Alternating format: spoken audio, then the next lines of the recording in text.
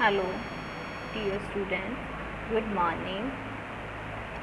Hope you all are fit and fine at your home. So before we start today's work, let's take the pledge. I command to be vigilant and bear in mind at all times the risks to myself, my colleagues for COVID-19. I promise to take all necessary precautions that prevent the spread of this deadly virus. I promise to follow and encourage others to follow the key COVID appropriate behavior. To always wear a mask, face cover, especially when in public places, to maintain a minimum distance of 6 feet from others, to wash my hands frequently and thoroughly with soap and water. Together, we will win this fight against COVID-19. बच्चों, आप सभी ने Hindi reader की books निकालनी है। आज हम Hindi reader का 5th चैप्टर करेंगे। ओके, 5th चैप्टर है जो है धोखा। ठीक है, ये कविता किसके बारे में? एक ऐसे बच्चे की कहानी इसमें बताई गई है जो मूड बनाकर पढ़ना चाहता है कि जब उसका मूड होता है तभी वह पढ़ना चाहता है। मूड बनाने के लिए वह क्या क्या करता है, इसका क्या परिणाम निकलता है। ठीक है, आओ बच्चों हम पढ़ते हैं। मयंक पूरे जोर से बल्ला घुमाता है और यह मारा चौका। मैदान तालियों की गिड़गिड़ाहट से गूंज रहा है। मयंक का शतक पूरा होने में अब सिर्फ 2 रन बाकी हैं। तभी टर टर टर टर टर मयंक आंखें खोलकर उछलकर बिस्तर पर बैठ जाता है। घड़ी 4 बजे का अलार्म बजा रही थी। वह रात को अलार्म लगाकर सोया था। इस वक्त उठकर पढ़ना, ऐसे मीठे मीठे सपनों को अलविदा कहकर किताबों में सर खपाना क्या मुसीबत है। उसकी पलकें भारी होती जा रही थी। उसके बाद नेक्स्ट, वह अलार्म के कांटे को 4:30 पर घुमाता है। आधा घंटा और सो ले, शतक पूरा कर ले, फिर उठेगा। 4:30 बजे का अलार्म बजता रहा, मयंक सोता रहा। पिछले 3 दिनों से मयंक के साथ यही हो रहा है। परीक्षा सिर पर आ गई है। वैसे परीक्षा हर साल होती है, मगर इस बार यदि मयंक प्रथम आ गया तो पापा उसे स्कूटी लेकर देंगे। 8 बजे मयंक की नींद टूटी। उठते ही उसे भूख का एहसास हुआ। हाथ मुंह धोते वक्त मयंक ने सोचा कि वह नाश्ता करते ही पढ़ने बैठ जाएगा और 12 बजे से पहले नहीं उठेगा। यह तय करके उसने डटकर नाश्ता किया, फिर कंप्यूटर पर गेम खेलने बैठ गया ताकि पढ़ाई से पहले अपने खेलने का कोटा पूरा कर सके, फिर निश्चित होकर पढ़ाई कर सके। 10:30 बजे गेम का हीरो बनने के बाद मयंक ने अंगड़ाई ली और मम्मी को चाय बनाने को कह आया ताकि चाय पीकर सुस्ती उतार कर पढ़ाई कर सके। बच्चे, इस कहानी में क्या बता रहे हैं कि जो मयंक नाम का लड़का है वो पढ़ाई ना करने के बहाने बनाता है।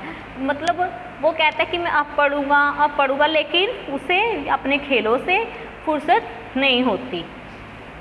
वह अपनी मेज कुर्सी पर जम गया। उसने आस्तीनें चढ़ाई। पहलवान की तरह ललकारते हुए गणित की किताब उठा। बहुत सियाने हो, उसके कानों में आवाज़ आई। समझते हो बाकी सब बेवकूफ़ हैं। बाहर मम्मी और सब्जी वाले में बात चल रही थी। मयंक सुनता रहा। जब दीवार घड़ी से टन टन टन कर 11 बजाए तो मयंक चौंका। 1 कप चाय बना लाओ सोमू। उसकी छोटी बहन सोमी वहीं एक कुर्सी पर बैठी किताब पढ़ रही थी। सिर उठाकर बोली, जी हाँ, आप आराम फरमाइए, मैं अभी बनाकर लाती हूँ चाय। उसके स्वर में चिंगारियाँ थी। क्या थी? चिंगारियाँ। दोबारा कुछ कहना बेकार था।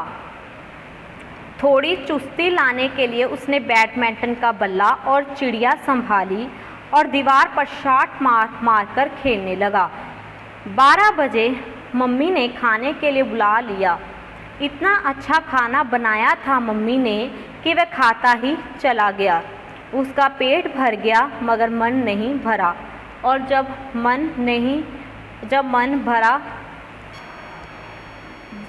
मन भरा तब तक पेट ज़रूरत से ज़्यादा भर गया था। दोपहर का समय और ठसाठस भरा पेट। झपकी आई और नींद में बदल गई।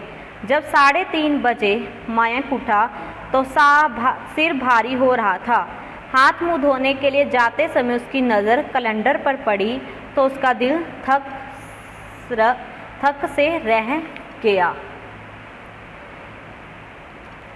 परीक्षा में सिर्फ 2 हफ्ते बचे हैं और उसे करीब सारे विषय पढ़ने हैं। कल रात को जब सोया था तो मन में यही उम्मीद लेकर कि कल सभी विषयों का एक एक अध्याय पूरा कर लेगा, उसका दिल डूबने लगा। पक्का इरादा रखने के बावजूद वह पढ़ क्यों नहीं पाता। उसका बस चलता तो वह दिन की शुरुआत दोबारा करवा लेता। मयंक ने सोचा क्यों ना वह तुषार से मिल आए, शायद तुषार से 2-4 काम की बातें ही मालूम हो जाए। तुषार अपने कमरे में पढ़ रहा था। पास रखी कुर्सी पर बैठते हुए मयंक ने पूछा, क्या पढ़ रहे हो यार? तुषार ने मुस्कुराकर किताब का मुख्य पृष्ठ मयंक के सामने कर दिया, हैरी पॉटर। मयंक ने आश्चर्य से किताब का शीर्षक पढ़ा। तुम उपन्यास पढ़ने में लगे हो? परीक्षा की तैयारी के लिए मूड बना रहा हूँ। मयंक गंभीर हो गया। मूड बनाना भी सचमुच बड़ा टेढ़ा काम है, सचमुच, तुषार ने कहा। जब मयंक घर लौटा तो उसका मन हल्का हो चुका था। आखिर उसके खास दोस्त तुषार को भी पढ़ने के लिए अपना मूड बनाना पड़ता था। ओके बच्चों, आज हम यहाँ तक ही पढ़ेंगे, ठीक है। नेक्स्ट हम बाद में पढ़ेंगे। होप कि आपको इस कहानी में समझ आ गया होगा कि एक मयंक नाम का लड़का है जो अपना पढ़ाई के लिए मूड बनाने के लिए क्या क्या करता है और वह पढ़ाई करने के लिए कैसे कैसे बहाने बनाता है, ठीक है। और उसका आगे जाके क्या परिणाम होता है ये हम नेक्स्ट में पढ़ेंगे। Hope okay, bye bye, take care students.